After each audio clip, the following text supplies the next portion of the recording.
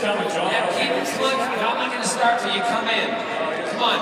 And then my time starts once everybody's in.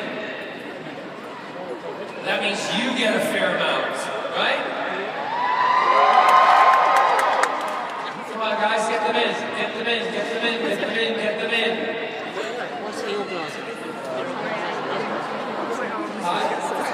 We can like swap halfway. The event then concurs. The boss. Yeah, I'm the boss right now, but in fact, well, I'm this side, I'm the big boss, aren't I? Oh yeah. Just put your head down a little bit. And just go,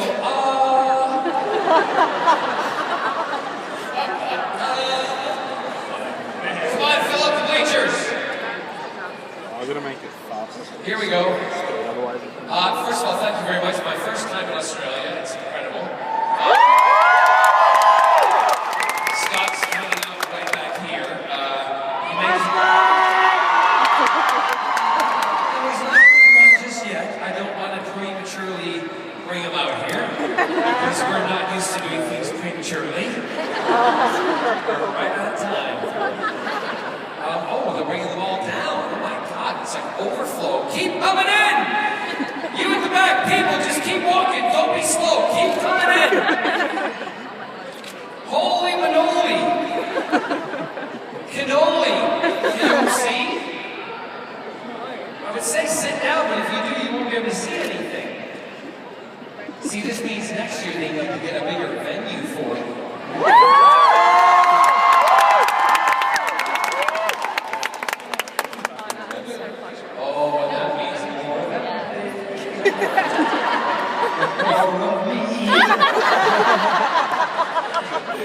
They're still coming, holy shit. Hurry up, quit waving at me, get your asses in here. These people are waiting to be entertained.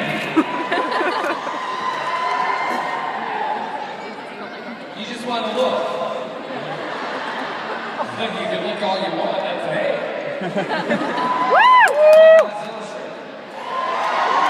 It's very soft. I'm not taking it off. That'll cost you.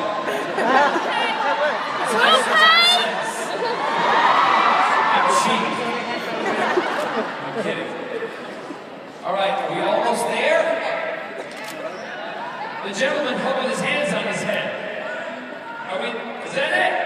We're done! Yeah! Now, for those of you all standing over there, let the short ones come to the front so everybody can see. If someone's having a problem, let them come in front, okay? If they're pooping themselves, then shove them to the back. So yes, this is my first time here in Australia. We had a great flight coming in. We were looked after very well by Australia's national airline Qantas. Yes, we were, and we were in our pods. And I don't know if any of you saw the photographs we took on the airplane. The bins next to the seat. No, because we were in business class. Thank you very much to the promoters. And we filled the bin. Like they're not going to feed you on a plane. We filled the bin with such candy. All like Twizzlers, pistachio nuts, you name it, we put it in there. And then I forgot when we came through customs. I forgot to declare it. So as we were about to get off the plane, I said, Scott, we've got peanuts and everything in that bag. He said, well, you better start eating, Elephant Man. Like, who you call an Elephant Man? You know why.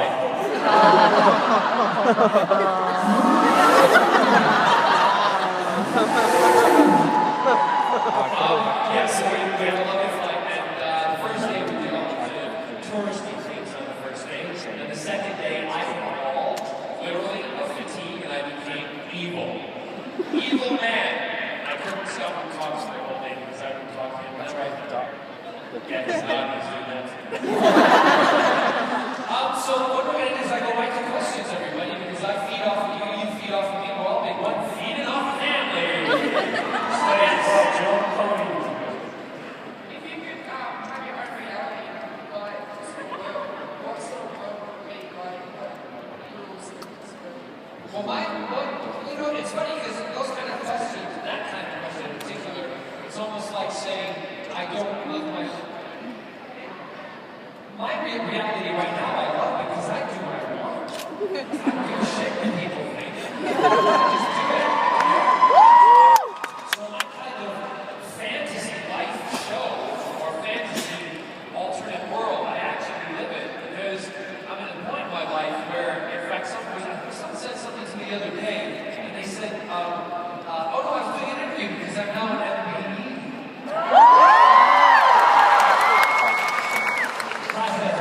I'm a member of the British Empire. Yes, I am. So you will have to bow to me. I am the new Vader. So, they've asked me, they said, well, are you worried about people, saying you shouldn't accept it? I said, I don't give a shit what they think. If I want to accept it, I'm going to accept it because it's my world, my honor, and it's fantastic. So, yeah, I don't really have that kind of alternate reality. Maybe the reality world that I live in, everyone would just be naked. I think that would be really a lot of fun because I would go to a lot of rugby games. I was asked once, I support Scottish, the Scotland rugby team. Thank you! And I also, I support the Welsh rugby team also. So I got asked, sometimes I do videos for the rugby teams when they're traveling, and I'll do things that go play the bus for them, like me being silly, saying, spent the night with so-and-so, thanks for a great night last night, and all the team was like, what? So all that kind of silliness. Well, they rang me once and they said, John, why if you come to this game, the PR girl, she called me, she said, if you come to this game, they'd invite you into the locker room so you can go to the jacuzzi with them. I'm like, I am filming, I can't come. And I'm like, they're not going to do that anyway. What happens, later that week, I get a text, that bitch is inside the jacuzzi with the whole rugby team naked! And I was weeping. And then I'm like, calling Scott, he's like, I'm like, where are you? He's like, I'm in the jacuzzi too!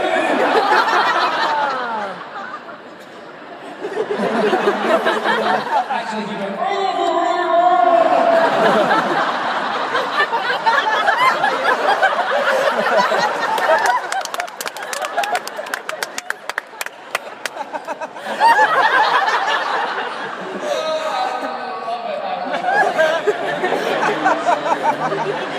You're dirty, I love it. Oh, by the way, all of you have kids in here, have fun explaining all this off. You know what? Don't worry about it. Just put a couple episodes of Torchwood on and I'll explain it all.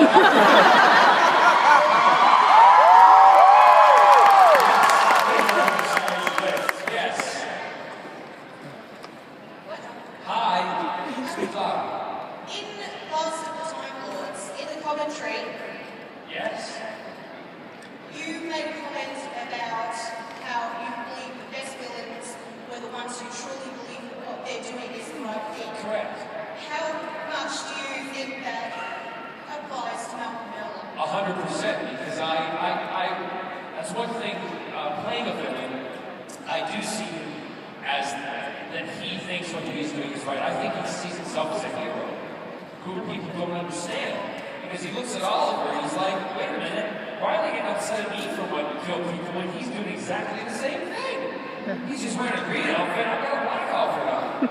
So I do see Malcolm as a hero. I see what he does as being very passionate, very loyal. It's also, I wanted to make sure when I did certain things on screen, there was one speech where I did through a window when I was talking to, I think it was Moira's husband, his first husband, in a flashback, and the director told me not to get emotional, and I went, you know what, I'm going to do what I'm going to do, because I know what the audience likes. If I get emotional about my wife's death, that's going to make ladies like yourself go, oh my God. That's stupid. And then Malcolm becomes more popular, then I have a series, regularized series 3! So I did 2 takes, and the emotional one got chosen because I always like the emotional ones to get chosen over it, stay any day. And that was it. I wanted them to know that Malcolm, although he's not doing things that are probably the right thing to do, but he's doing it because he really believes it. He loved his wife. He also loved Tommy. He lost control of Tommy because Tommy fell in love and his emotion took over. So Malcolm can control people with money and finance and power, but he can't do it with emotion. And that's what I think the next journey for Malcolm is trying to emotionally control people. Because you saw him try to do it with Thea. But you haven't seen that yet, have you? Oh yes, you have, because you're all downloading it illegally. So you might see that trying to happen because he's not figured out how to do that yet. But he is a very passionate man. He's an ass, but he's a passionate man. And I love him. Yes. Lisa. Hi, Lisa. Hello, how are you doing? I'm good, how are you? I'm excellent. Nice. Now sit down. I had the pleasure of meeting you in your counterparts, Eve Miles and Kyle last year. I'm so sorry for you. I was devastated this time. And we asked them why they wanted the children to come back as, and Kai being Kai said he was just come back as friends. I don't know if you feel like that. She wanted to come back. I would love to come back as a musical, but God forbid we hear Eve Miles ever sing. I love Eve to death, but she cannot hold a tune for her life. Well, I can, but I'm not singing the whole show. No, Eve's I love Eve a lot, and my new album, which is out on June 30th. Thank you. If you can afford it, this is going to be a really kind of request for me. If you can afford to buy it, go and pre-order it, because we make it go to #1 in Australia, and I can do concerts here.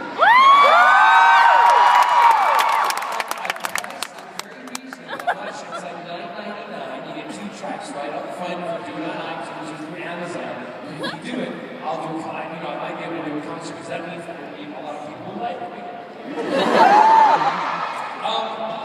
Eve and I, she's not a singer, but Eve and I were we were in Germany at a time, and we'd been partying with the fans, and when we do that, we really let our hair down. We have a great time. If any of you have been to any of those cons. And we continued to party into the wee hours of the morning. And it was about 4 o'clock in the morning when we decided to go back up to my room. And I was stumbling in. She said, "What do you want to do?" I said, "Let's get naked and dance." So we stripped off all our clothes, right? Stripped off all our clothes, opened up all the windows, because in Germany there's no hermetically sealed buildings. You just open it up, well, this one wasn't. We opened up the windows and we blasted Mumford & Sons, and we're dancing.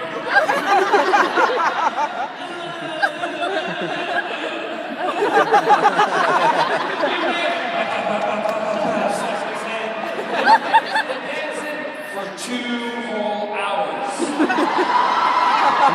Right? We had a ball. And then we laid down for about an hour, and we got a little bit of sleep, and then we got up and went downstairs for breakfast. We're sitting at breakfast, and some of the other guests that were there came up to us and said, "You guys did that last night?" I'm like, "Yeah. We came back to the room, we were dancing." They said, "Yeah, we know. We saw you."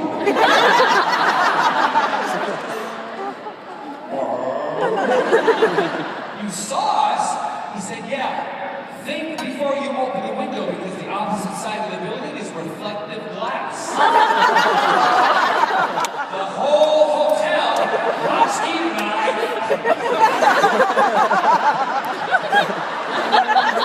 2 hours.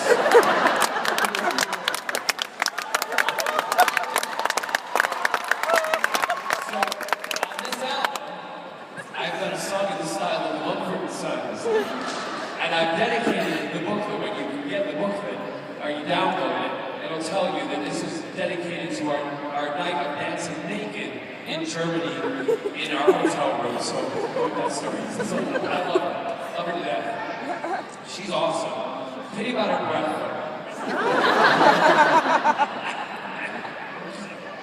I'm kidding. That's what sent to take this question for you. Yes. Thank you very much, son. Very much. Can you tell us the story about the shitty cat? I love that you're like 9 and you said shitty cat. 11 and you said shitty But now that I'm an MBE, now that I'm an MBE, you have to say shitty cat. The shitty cat. Scott, where are you?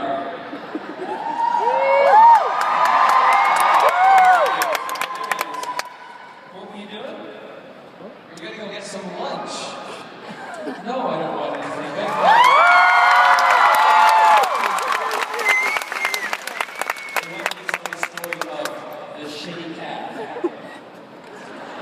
I'm going to tell you, go eat. Just say hi to everybody and then go eat.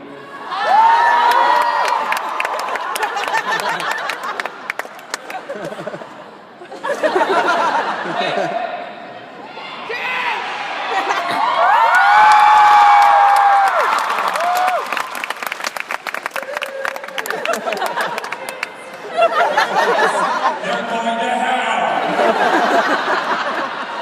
This shitty cat. Well, it's in my book. I'm paraphrasing a little bit here. I was walking home in our street in London. We had all the cars parked on the street because there's no parking spaces in the old row houses. We live in Chelsea, and I'm walking down the street, going home, ready to open the front door, and I hear,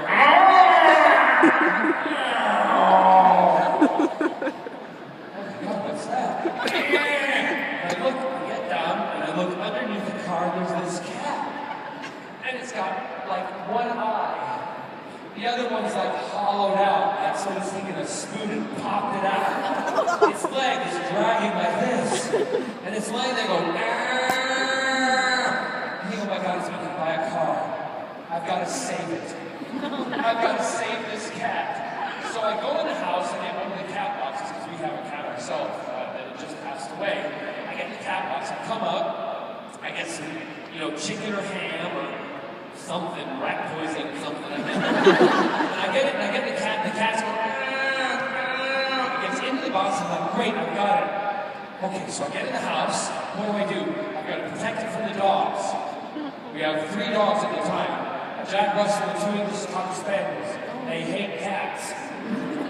So I put the cat inside the bedroom, and I take some water up, and I put a little bit of food, and I open up the crate, and I think, you'll be fine. I'll go make some signs, and I'll put them up outside, and you'll be okay. And I lock the door, and that's the first time a live pussy's ever been in our bedroom.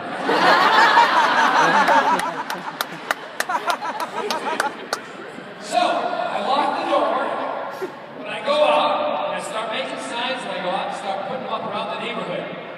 Meanwhile, Scott comes back an hour later. The dogs are in front of the door of the bedroom, barking like crazy, going nuts.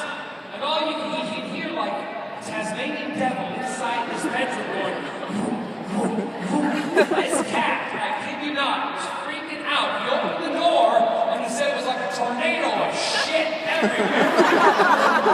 The cat had freaked out from the dogs being outside that literally it started running around the room, around the walls, going boom, boom, boom, up, shitting, and down, shitting, sideways, shitting, all over, shitting. My beautiful white room with white linens was now brown with shit. He shut the door and I came in going, honey, he said, what the that cat doing that? Oh, what's there? He said, there's shit everywhere. I said, really? He said, no, really. He said, well, I put signs up for it. I think it's lost. We get a phone call from a woman.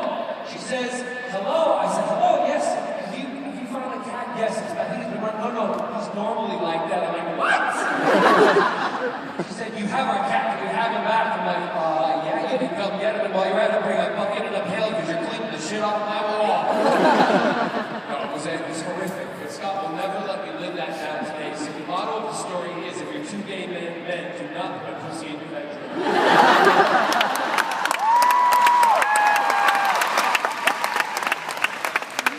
Don't you tell that story in the playground. Yes, so yes. If you had 3 wishes, what would you do? Well, wish them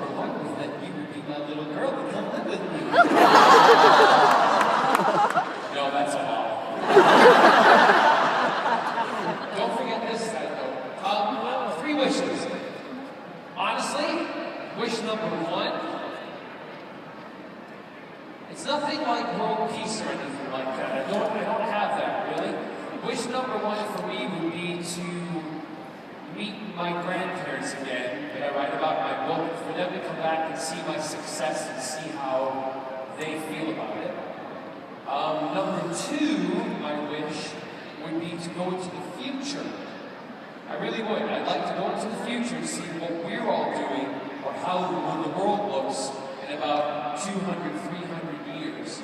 That if global warming really is going to cause that much of a problem, or if it's just politicians wanting more money out of our taxes. Right? No, global warming is a problem, but I think they take it sometimes to the extreme.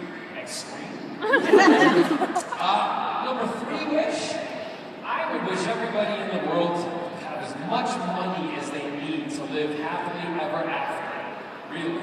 That would be great. You can fight amongst yourselves, I don't care.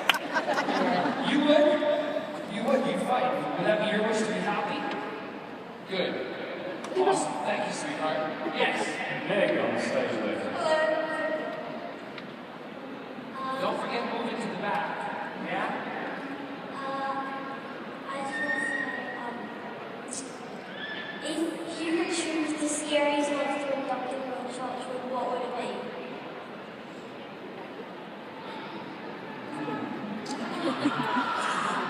As a little boy, I loved the Autons. Well, I didn't love them, I hated them, because that was the first, that's my first recollection of a Doctor Who monster from when I was about your age, even younger. And when I used to walk along the streets of Glasgow with my mother, she used to have to hide me in her coat to walk past storefronts because I wouldn't walk through past mannequins. Because they used to have the hands that would go down and they'd zap you and kill you. I was freaked out. But thank God my mother had a great big sweet coat. If I hit it, I'm like, it was the 60s, Nick was still in. So yeah, but my favorite Doctor Who monster, that I can say that I really kind of worked with, I usually don't answer favorite questions, but Davros, number one. Brilliant, right? The one that I never got to fight that I really would love to have fought was the Cyberman. I love the Cyberman.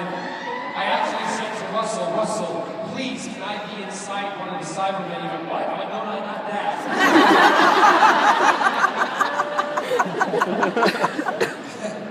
Can I dress in the costume and be a Cyberman in one of the episodes? He's like, you really want to do that? I'm like, yes! Because I'm cool about me. Captain Jackson's not a Cyberman!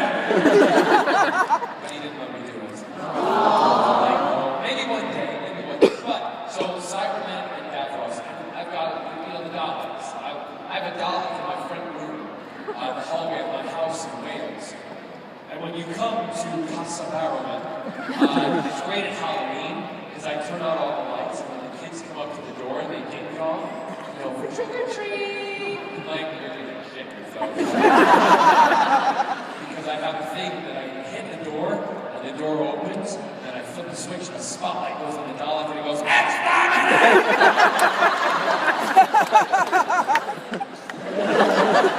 urine from my front door all the way to the street.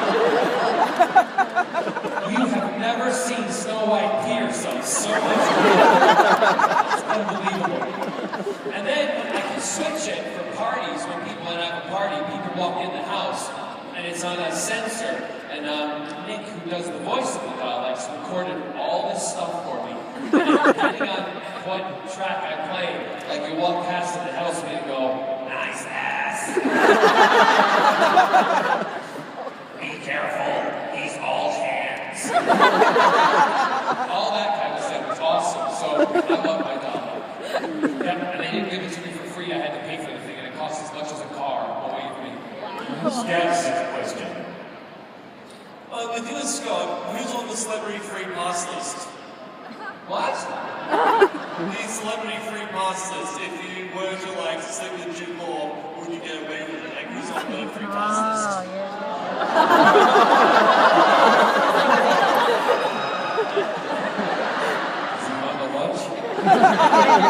Celebrity free pass. I'll tell you what, when he comes back, we'll ask him that question. I've never really thought about that before. But like big time A-list celebrities, who would I want to do? Who? David Tennant! Oh my God! Jesus, I thought someone was attacking me there. I want to do you! That was the question, right? Who do you want to do? Me. You better put a strap on her, because that Thanks, Katie. She does have a good butt for a girl. I don't know. No, I've already done him.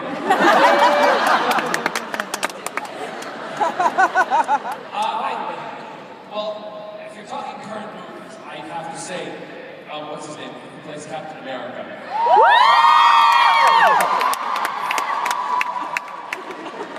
Yeah, no, not Hugh Jackman. Hugh Jackman might be fun, but only as Wolverine. Not as Hugh Jackman, because all that bouncing around shit that he's doing, I don't want to be in it.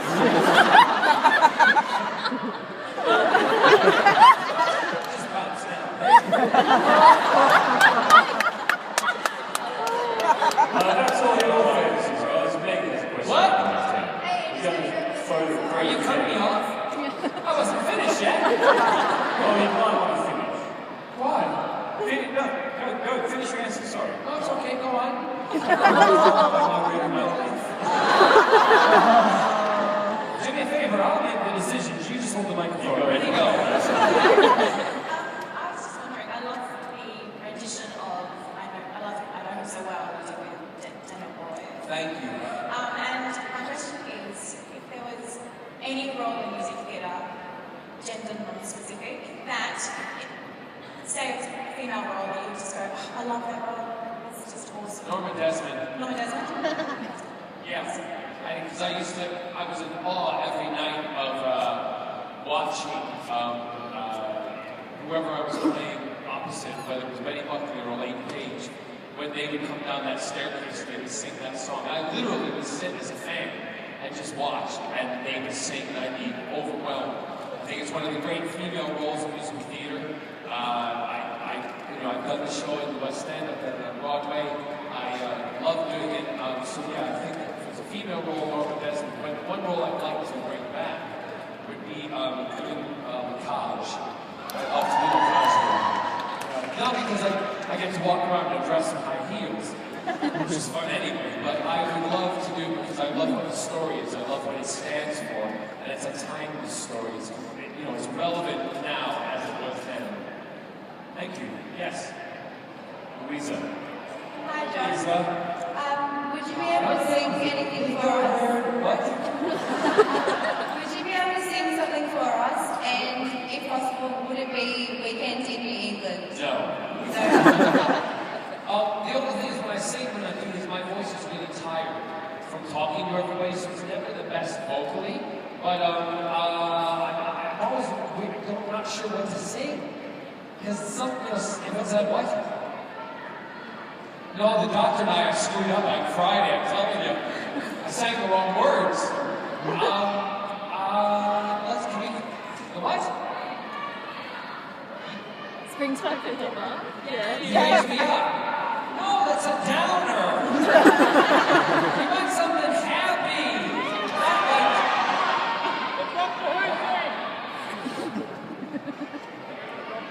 The cold don't bother me anyway. Cold don't bother me 'cause I'm gay. Ladies and gentlemen, Adele Bazine. I'll come back to the singing, yeah? Okay, good. Yes. Hello. Hi. Just going off an earlier question, you said you wanted to go 200 years into the future. What from now do you wish would still be there, like a certain book or a movie? What would you want to last the ages? Well, I'm a lover of, you said I'm a lover of books, so I think that although e-books are great, I still think physical books that you hold in your hand are wonderful. I think for that, I sell e-books as well as regular books, so if there's a balance, that's great. But the one thing that I think would still be there that is here today, well, I'd have to say freedom, really. I mean, I know that sounds really kind of weird and silly, but I hope I hope we're able to be more free in the future than we are now, because I would hope that 200 years in the future that, you know, gay marriage would have passed in Australia. Yeah. So there's little things like that that I would love to see change. And, you know, maybe in the future that someone doesn't have to go, I'm gay, I'm straight, I'm bi. We're just humans. We're human beings who love.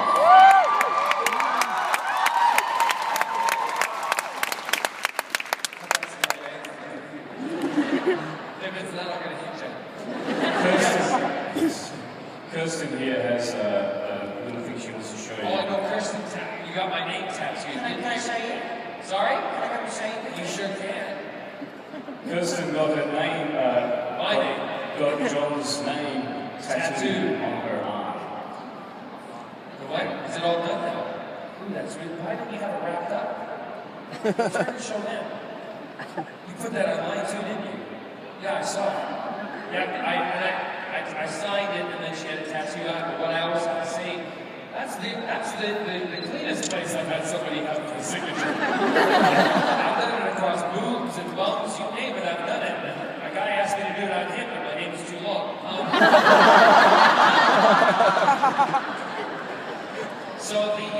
But I always have to say, if you want this kind of thing done, then you're not going to use it for illegal reasons like writing checks or getting credit cards in my name. Yeah. Great. You're welcome. Thank you. You're very welcome. Thanks, sweetheart. Yes. Darren has a question. Darren. G'day, how you doing? Very good, thank you. Look, you've probably been asked this 1,000 times before. The building in Cardiff that you stand on during the credits in Georgewood, yeah, you're on the edge looking down. Yeah. Is that CGI or were you actually standing up there? Oh, I know the one where I'm standing like that. That's it. Yeah, of course I was up there. I had a chain strapped to my back, which they CGI'd out, and the chain went all the way to, it was hooked on, where the stunts were. It was a big platform, and you walked out, and you just stood there, the helicopter did it. I'm totally lying to you. That was CGI. I was standing on a smaller building's platform, a story off the ground, and I was chained to a wall. They were so careful with me, it wasn't even funny.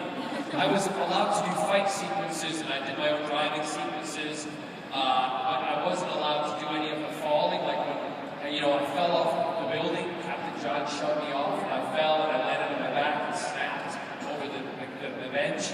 I wasn't allowed to do that at all. I was so upset. That was a bit frightening anyway, but yeah, that on the building was a CGI. I'd love to say it was me, and I would like to lie to you so you can tell everybody it was me, but do me a favor, just keep saying it was. Good, thank you. Yes. One on stage now. Yes. Hello. I wanted to know if you could tell us a story about a crazy fan experience. I never call them crazy. I call them passionate. Like Malcolm Barrowman. Passionate fan experiences. I've had loads. There's even to the extent of we have a house in South Wales in the UK, and it's right on the beach. In fact, after we're returned, we're headed there to have a week's break before I start doing more work in the UK. And just things like, our back garden goes down to the beach, but we have to allow public access across the path. So the path is like as wide as this chair. So if you walk on it, you're in public zone, but if you step over here, you're in my garden, right? And if you step the other side, you're in my garden. But what you find is that a lot of people come and they sit like this on the path for hours in front of our house and wait for me to come outside just to say hello to me. And I think it's lovely, but oh my God, you're there for like 5 hours sometimes. And then I feel bad because I'm like, I need water. we're fine. What do you do there? Oh, we're just sitting. No, you're not. Be honest. But I can go back in, and as the time goes on, my neighbor next door, she comes outside. All right, moving on. There's been another ugly back all day. Janet, I love her. She's my neighbor who comes out and speaks Welsh to me every morning, and I can't speak Welsh. She's like,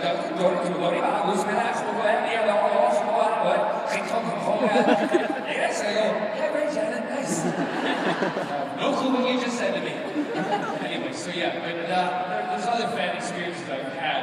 I was given a box, you know the bomb that Captain Jack is writing at the end of Empty Child? Alright, all I'll say is a Klingon and his wife gave it to me, put something in a box that was marital name,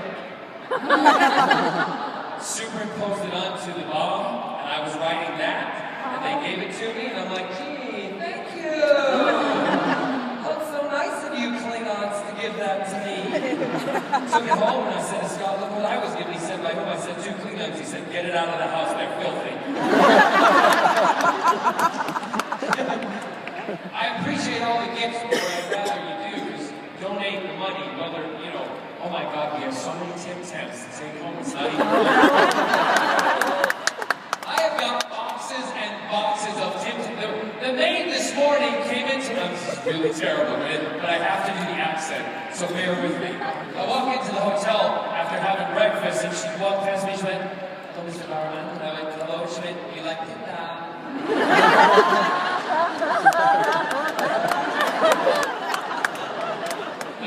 She went, you like the dam? I see you like the dam. I went, yeah, okay, thank you very much for going through my stuff. So yeah, we have tons of Tim Tams. But yeah, I love that gifts, but what I'd rather do is, even if it's $1 that you're spending on me, give it to a charity. Really, because Scott and I have everything we need in the world, but we're always accepting of chocolate and biscuits. Quick, isn't it? Steady, they're eating right now. What was it we had to ask Scott Cummins to sit in? Celebrity. Oh yeah! Oh, come here. Sit down a minute. I was asked, hi, I'm Oprah Winfrey. Just hold that, pretend it's me.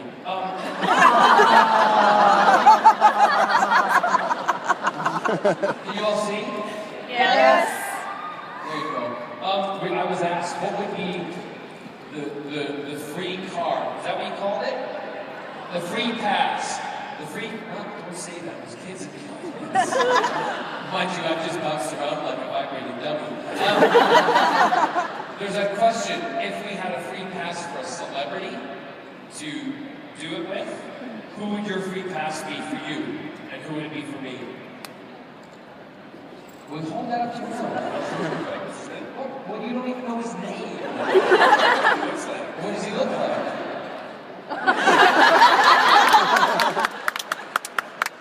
He's very superficial. So you can be a rugby player. Oh, yeah.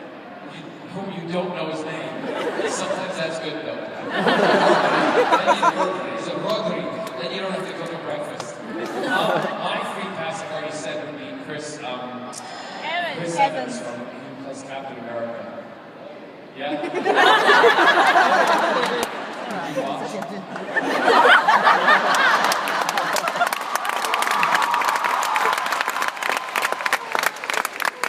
We've been together 21 years. Listen, we know how it works. Yes. Next question. Rose here has a request. Hi, Rose. Hi. 2 years ago, we got Gareth David Lloyd to do a very specific action for us. And then last year, we got Adrian Kite with the same one. And we're wondering if you two could complete the circle for us. What is it?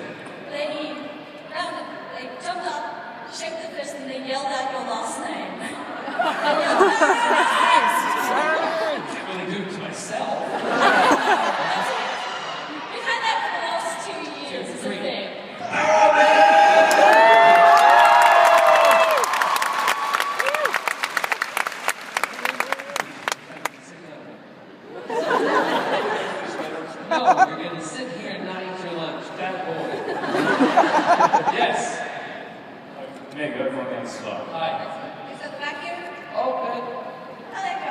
Hello. Could you see yourself in the future returning to Torchwood and Doctor Who at any stage? It's not up to me. It's up to them to ask me, but they don't ask. So I have no idea. I would love to go back. I've always said that if you ever ask me to play Captain Jack again, I would do the drop of a hat. I love Captain Jack. He has changed my life, and I think he's a wonderful character. He was the first hero who was, omnisexual, that was not apologetic about who he loved or who he wanted to love. And I think that's a great person to be portrayed on television, because there's a lot of people out there that are actually like that. And as a role model that I've become, if I were a child and I knew I was getting the age of 8 years old, and I was so afraid, and I didn't have anybody to talk to from where I was growing up, if I saw that on television, rather than someone flouncing around like, a stereotype, it would have been a much easier journey for me. So we need more characters like that on television. But yes, I would play him in